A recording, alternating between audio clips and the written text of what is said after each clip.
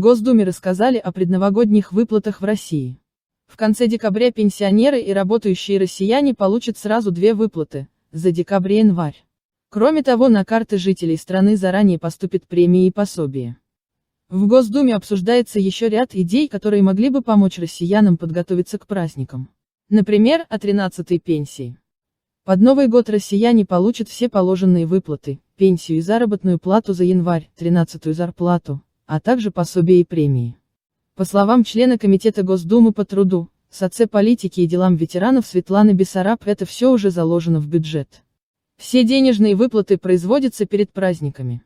В соответствии с Трудовым кодексом выплаты авансовых платежей и заработная плата выплачивается дважды в месяц через равные промежутки, сказала она в комментарии ura.ru.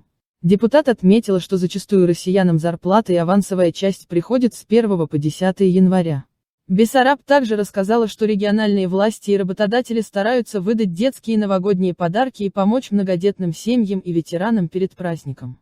Сейчас достаточно много программ, нацеленных на поддержку и развитие материнства и детства. Бесплатные посещения детских театров, экскурсии, материальная поддержка. Семьи с детьми не остаются без поддержки в период новогодних праздников, заключила она. Выплаты как в прошлом году. Эксперты предполагают, что к Новому году российские власти могут назначить гражданам единовременные выплаты, как это было в прошлом году. Эти предположения подтвердил анонимный источник БФМ, близкий к Кремлю.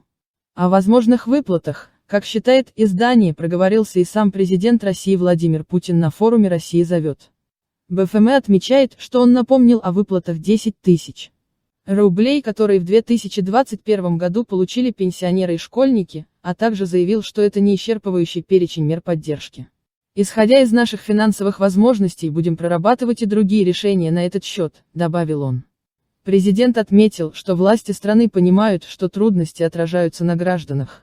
Поэтому мы и здесь стараемся принять выверенные решения и по поддержке экономики, наиболее пострадавших ее отраслей, в первую очередь, и граждан, особенно таких категорий, которые нуждаются в поддержке государства. Это люди пожилого возраста, пенсионеры, это семьи с детьми. Еще одна пенсия в году. Ранее «Известия» сообщили, что депутаты ЛДПР подготовили законопроект о постоянных предновогодних выплатах пенсионерам.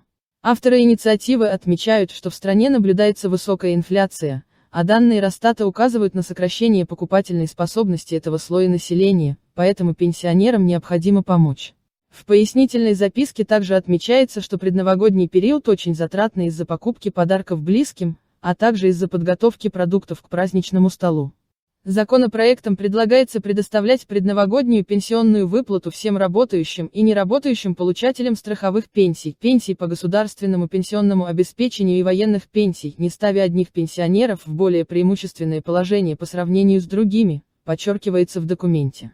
Размер выплаты должен соответствовать пенсии на конец года. В «Справедливой России» «За правду» напомнили, что подобный законопроект выдвигался их главой фракции Сергеем Мироновым. Поэтому члены партии готовы проголосовать за инициативу.